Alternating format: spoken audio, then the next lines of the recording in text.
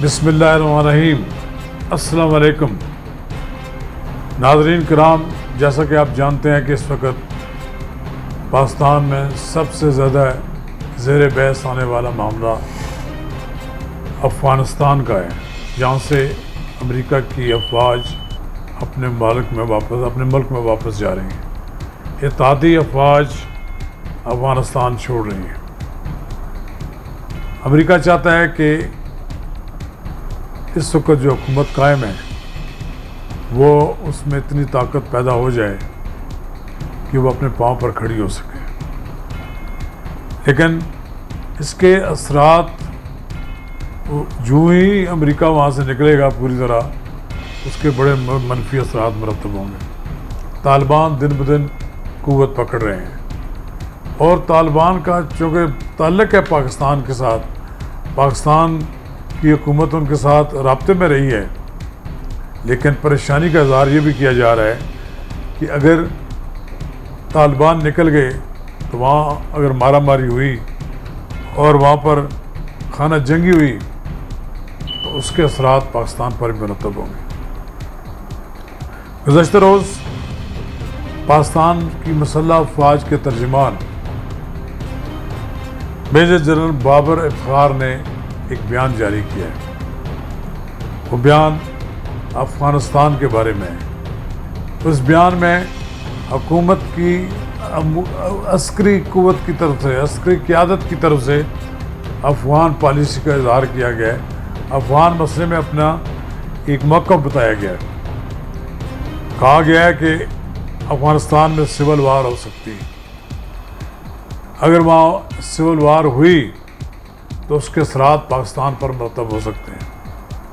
लेकिन बहरहाल इस बात को फ़ौजी तर्जुमान ने वाज़ेह किया कि हम अपनी सरज़मीन किसी के ख़िलाफ़ इस्तेमाल नहीं होने देंगे।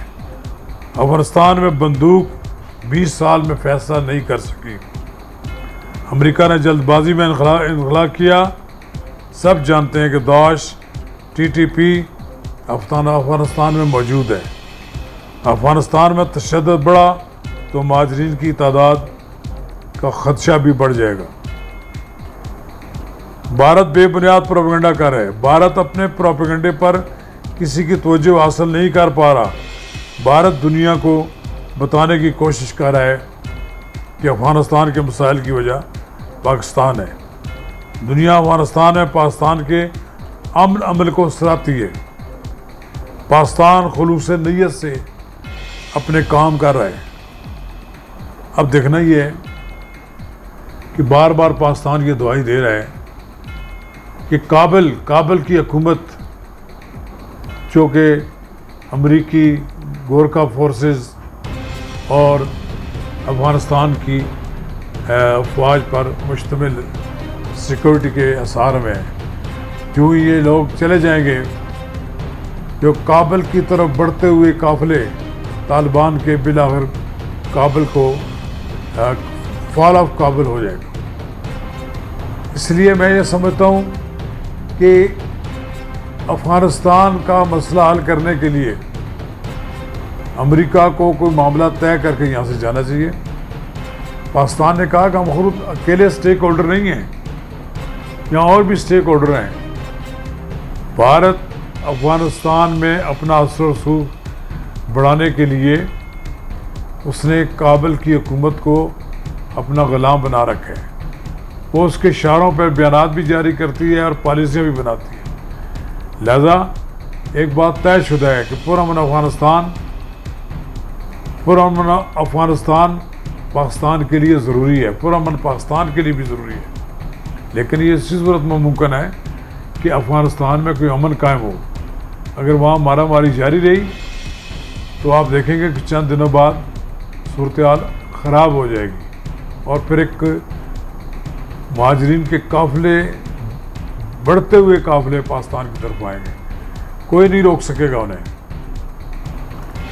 जैसा कि सब जानते हैं कि अब इस वक्त आज़ाद जम्मू कश्मीर के इंतखाबात में 3 बड़ी पार्टियां बिलखुसूस और बाकी दूसरी जमातें आपस में एक दूसरे के साथ मुकाबला कर रही हैं। अब अफ़गानिस्तान का मसला तो शायद वहाँ ज़ेरे बहस नहीं आ सकता, लेकिन कश्मीर पॉलिसी ज़ेरे बहस आ रही है। और पीपल्स पार्टी भी और मुस्लिम लीग नून भी, जमात इस्लामी भी, सब जमातें हुकूमत की कश्मीर पॉलिसी को तनकीद का निशाना बना रहे हैं। फ़िलहाल PTI के बारे में कहा जाता है कि वो ज़्यादा नशस्तें ले लेगी, लेकिन अभी तक PTI का कोई बड़ा जलसा नहीं हुआ। अब सुना है कि इमरान खान साहब वहाँ पर PTI को सहारा देने के लिए जा रहे हैं।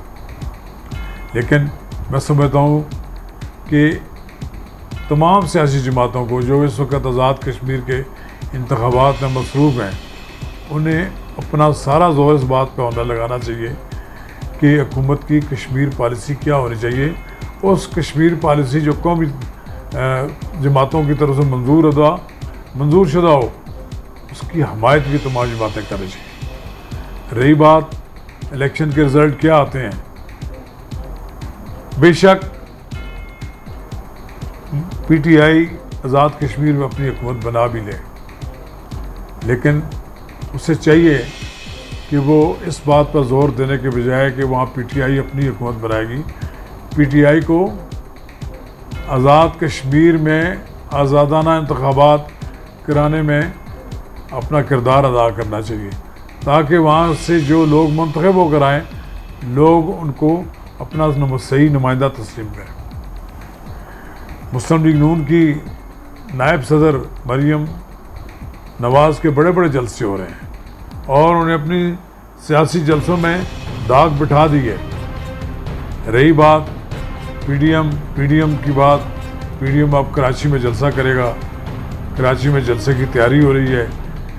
और जनाब बिलावल भुट्टो जरदारी अचानक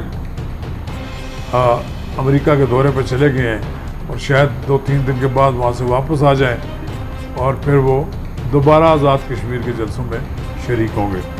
अमेरिका जाना उनको शायद बड़ा ज़रूरी था और इस पर तनकीद भी की है शेख रशीद अहमद ने कि वो 3 बार बेशक अमेरिका चले जाएं तो हुकूमत तो फ़िलहाल PTI की रहेगी। गालबन कोई ऐसी बात तो है नहीं कि बिलावल भुट्टो जरदारी इसलिए गए हैं कि वहाँ पर वो अमेरिका को हुकूमत बांट रहे हैं, लेकिन बहरहाल वो गुड ऑफिस के लिए तो गए हैं। वहाँ अपना सॉफ्ट कॉर्नर जो है वो वहाँ जो लोग जिन लोगों में रखते हैं उनसे मुलाकात के लिए गए हैं, अपनी सारी मसरूफियात छोड़ कर गए हैं। बहरहाल बैरून मुल्क लोगों पे सारे तलाश करने के बजाय मेरा ख्याल ये है कि बिलावल भुट्टो जरदारी को भी अपने मुल्क के अंदर एक्सेप्टेबिलिटी पैदा करनी चाहिए लोगों में। अगर वो लोगों के वोटों से मुंतखब होकर आते हैं तो उसको वेलकम किया जाएगा। अगर मरियम नवाज़ की जमात वोटों के ज़रिए आती है तो उसको भी वेलकम करना चाहिए। बहरहाल जिस जमात के साथ लोग हों उसे हर कीमत पर इक़्तिदार मिलना चाहिए। और ये जो बलूचिस्तान में अभी जो हाल ही में तब्दीली आई है, वहाँ गवर्नर तब्दील किया गया है।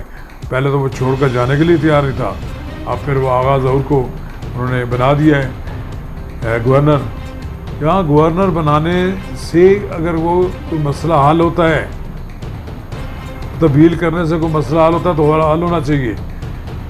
बलूचिस्तान का मसला हल करना इसी सूरत में हल हो सकता है कि वहाँ के लोगों को हक़ हुक्मरानी दिया जाए। वहाँ पर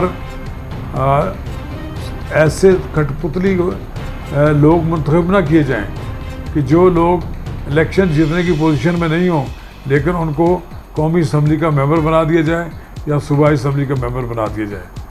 बेहतर यही है कि बलूचिस्तान में भी वहाँ पर लोगों को हक़ हुक्मरानी दिया जाए तो वहाँ के लोग बआसानी बहुत आसानी से साथ आप मैनेज कर सकेंगे।